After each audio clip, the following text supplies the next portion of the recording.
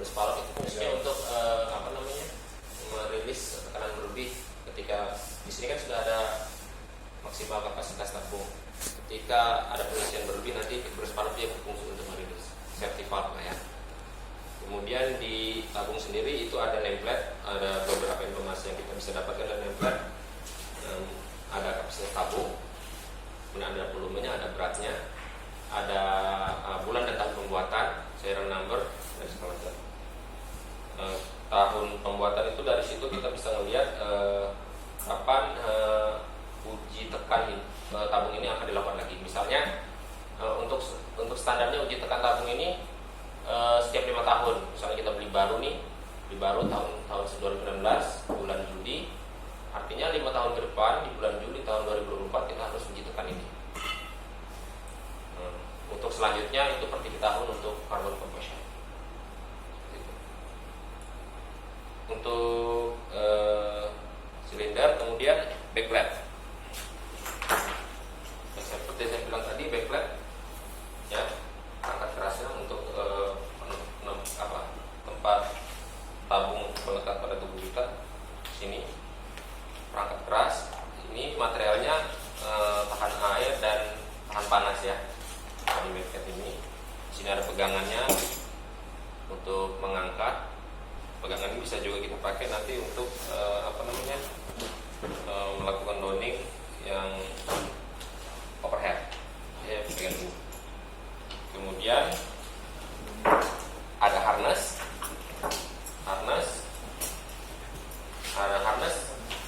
ada beberapa harness. Yang pertama ada harness bahu, shoulder strap ya, untuk pengencang yang di area bahu. Kemudian ada waist strap yang di pinggang. Kemudian ada cylinder strap. Ada cylinder strap dengan penguncinya. Ini untuk ketika tabung dikoneksikan ke sini, untuk supaya tabungnya tidak goyang-goyang, maka dibutuhkanlah cylinder strap. Kemudian ada airline assembly. Ini ada assembly. Di sini ada regulator. Fungsi regulator ini untuk meredus, untuk menurunkan tekanan tinggi yang dari sini ke tekanan yang rendah. Jadi ada 2 jalur nih ya. Kalau teman-teman perhatikan ada 2 jalur.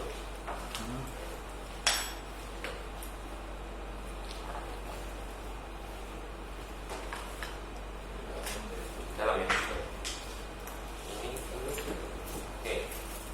Ini ada 2 jalur. Jalur yang pertama adalah high pressure tinggi, hose pressure tinggi.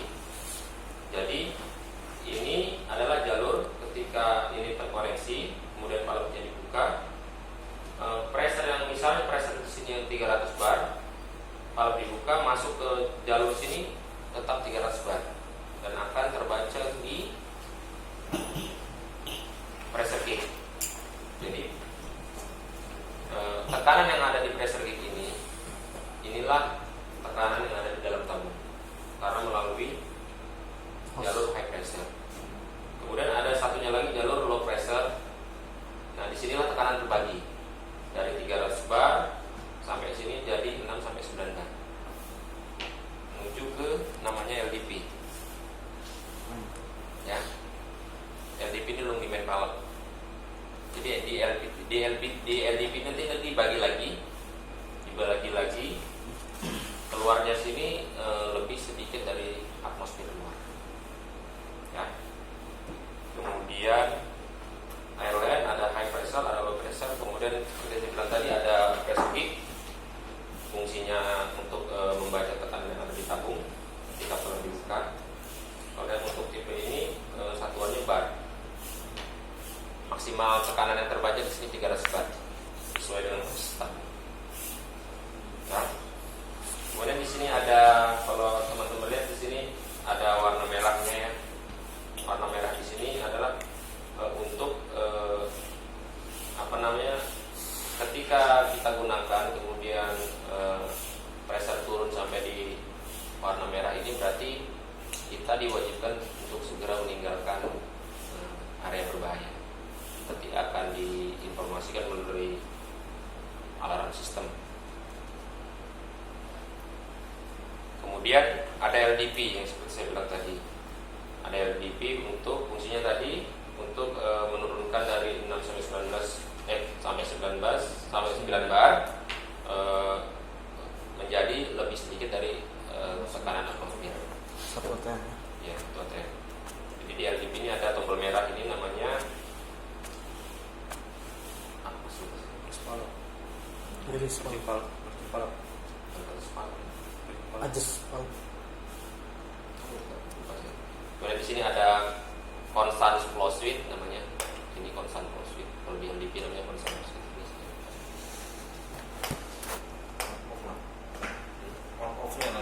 Jadi ini fungsinya sih sebenarnya untuk ketika ini ditekan, udara yang di dalam sini tidak keluar dari sini. Ketika ini ditekan, yang constant flow switch ditekan, maka ini akan keluar dari sini. Tapi kalau kita menggunakan nanti cukup mengutarik nafas saja, dia otomatis akan membuka. LDP ada strukturnya untuk menyesuaikan kondisi. Di sini ada apa namanya nipple antara hostnya LDP ke hostnya yang tekanan rendah. Itu sudah. Kemudian masker. Ini masker. Ada beberapa bagian di masker ini. Yang pertama ini namanya LDP port, tempatnya LDP tadi ya, untuk mengkoneksikan. Di sini ada tombol untuk melepas LDP nanti. Kemudian ada white spacer. White spacer ya fungsinya untuk proteksi wajah kita dari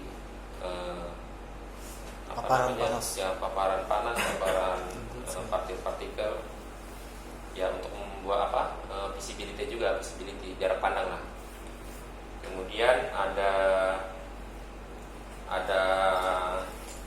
face shield. Face shield di sini fungsinya untuk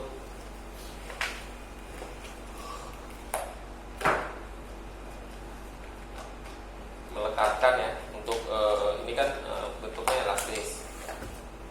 Jadi dia menyesuaikan kontur wajah kita ini supaya masker ini memang melekat dan tidak ada kebocoran nanti, supaya agar positif temperature itu tidak terjadi. Ini. Kemudian di dalamnya ada nozzle. Nozzle ini fungsinya untuk mencegah terjadinya fogging, pengumbunan pada white pressure-nya. Jadi ketika kita nafas kan, kalau kita mengeluarkan CO2, hasilnya itu biasanya buat kacanya berembun biasanya. Nah, inilah fungsinya. Kemudian ada diaphragm ini untuk mengeluarkan suara ketika kita menggunakan radio atau kita mau berkomunikasi dalam jarak dekat. Ini fungsinya. Kemudian dalam sini ada check valve juga, yaitu tadi fungsinya untuk kita ketika kita bernapas mengeluarkan CO2, CO2-nya tidak balik ke dalam. Kemudian ada strapping. Ini ada head strapping, namanya strapping kepala untuk mengencangkan masker ini di kepala kita. Kemudian ada neck hanger, gantungan leher. Ini tidak kemana-mana. Itu untuk masker. Kemudian 4 bagian utama sudah, silinder, ada backplate, ada air, ada masker. Kemudian bagaimana kita cara melakukan pemeriksaan gitu ya? Kita balik ke silinder, kita periksa ini dari secara visual, secara fisik, apakah ada goresan, ada cacat atau penyok atau seperti apa. Dan juga yang saya bilang tadi, tahun hidrotesnya ya, ketika sudah 5 tahun. Ini contohnya ini.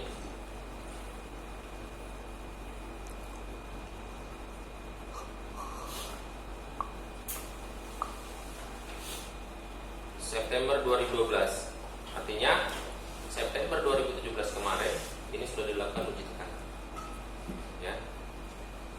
Kemudian di sini ada namanya final lifetime-nya dari tabung ini.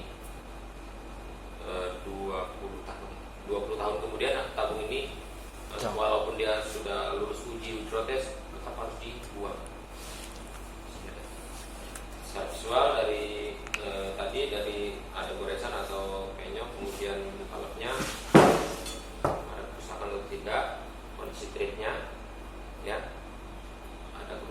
tidak. Silnya nanti isi.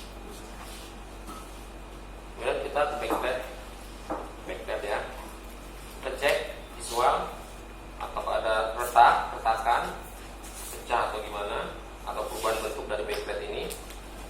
Kemudian harness kita periksa, sama ada gores-goresan yang bisa membuat ini putus. Semua strapnya mulai dari bahu, pinggang sama ini cylinder strap. Kemudian kita ke airline assembly, kita periksa threadnya ini untuk koneksi ke hubung. Pastikan dia ada sealnya ya, yang hitam ini. Pastikan kalau dari ini dia bisa bocor. Ori. Kemudian kita periksa hose ini apakah ada bocor atau ada luka. Kita periksa pressure gauge, apakah masih bisa terbaca angka-angkanya atau ada keretakan dari kacanya. Kemudian LDP, o-ringnya pastikan ada yang warna orange. Kemudian kita tekan aja ini, kalau dengar ya, iya. Nah, berarti secara ini masih berfungsi. Nanti kita uji masker sama, kita cek kondisinya ini, wipernya ini apakah sudah kabur, jadi akan mengganggu pandangan tadi. Kemudian strappingnya kondisinya biasanya kalau lama dia getas kan materialnya kan dari karet yang getas. Dan periksa juga ini, kalau kita memeriksa kita kendorkan semua, jadi ketika nanti yang akan digunakan mudah. Itu sama strapping ini kita kendorkan semua. Kemudian bagaimana kita melakukan tes dulu sebelum digunakan. Kita pasang tamunya.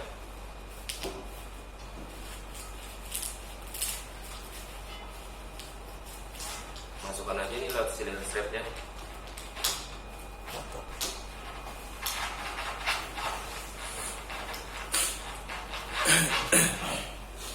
Ini kita konekkan threadsnya ini regulator ke tabung dengan memutarnya searah jarum jam. Ya. Kalau dia susah kita kasih berdiri aja. Dia harus center harus lurus gitu. Threadnya harus lurus. Kalau threadnya bisa rusak.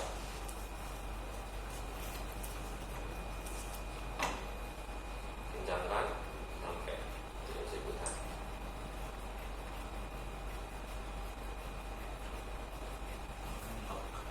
Untuk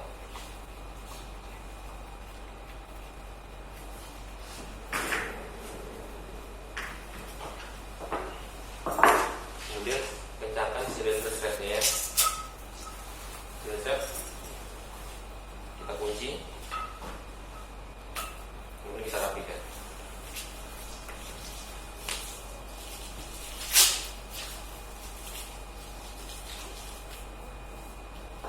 Jadi sebelum kita gunakan kita cek dulu, karena di silinder yang tipe C ini, tipe C ini dia nggak ada pressure gauge di tabung, maka untuk mengontrol pressure-nya kita harus buka main valve-nya untuk membaca di nanti di pressure gauge.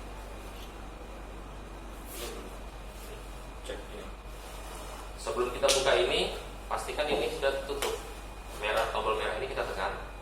Nanti saya lupa namanya ini. Bukan Pers itu bypass. Biasanya ada merah di sini, bypass. Ya, tipenya kan beda ya. Nah, ada juga dia. Ada namanya nih. Kalau di dredger, di Scott namanya air saver valve. Air saver. Ya, pastikan ini ditekan. Ini. Jadi tujuannya supaya nanti ketika ini buka, udaranya tidak keluar dari sini ya. Udaranya tidak keluar dari sini. Kita tekan ini. Kemudian kita buka main valve. Kita lihat pressure gauge ini. Tapi jangan mengarahkan ke muka, kacanya ini ke wajah. Jadi ketika ini kan salah satu titik lemah dari pressure gauge kaca ini. Jadi ketika ini gagal, pecahannya tidak kena ke kita. Kita arahkan ke samping atau ke bawah. Harus nandar lah ya. Jadi kita kemudian kita pastikan ini kencang, baru kita buka valve ini secara perlahan. Caranya ke berlawanan arah jarum jam dan ke kiri ya. Ya. Kiri. Ya.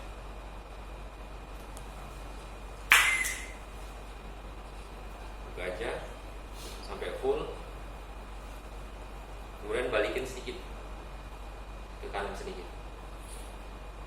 Barulah kita bisa lihat tekanan dari tabung ini di sini. Di sini terbaca 170 bar. Ya. Kemudian kita akan melakukan fungsi seperti yang saya bilang tadi, di sini ada alarm safety whistle ya, yang akan menginformasikan bahwasanya kandungan dari tabung ini sudah tinggal sedikit. Ketika alarm ini berbunyi berarti kita harus segera evakuasi. Kita harus uji fungsi dulu alarmnya. Bagaimana caranya? Sebelumnya kita lihat ini ya, tes kebocoran. Kita tutup ini ya, tes kebocoran termasuk pengecekan fungsi alarm ya. Kita tutup valve-nya, kita full aja, full. Nah, kita lihat di sini selama 10 detik apakah ada penurunan di sini. Ketika ini ditutup, ini turun, artinya di sepanjang jalur ini kemungkinan ada kebocoran. Tapi kalau dia standby aja di pressure awal tadi, artinya tidak ada kebocoran, aman.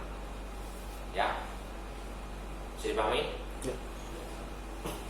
Kemudian kita cek, kita tes fungsi dari safety whistle tadi, alarm.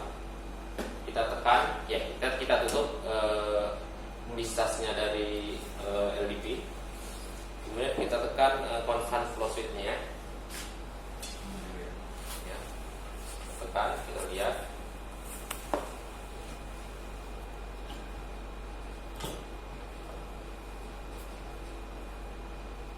Tekan. Jadi ketika kita tekan ini kan berarti ini sudah keluar ya. Karena itu kan belum keluar. Jadi kita lihat sambil kita buka telapak tangan ini sedikit. Kita perhatikan nanti pressure peak akan turun. Ketika di tanda merah nanti dia akan berbunyi alarmnya.